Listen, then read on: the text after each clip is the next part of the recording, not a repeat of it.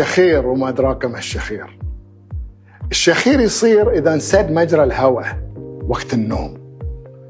إذا الشخير بسيط ماشي، لكن إذا صار وايد عالي ويستمر مدة طويلة، صار يضايق اللي يمك في الحجرة في الفراش، هني الموضوع صار شوي جدي أكثر.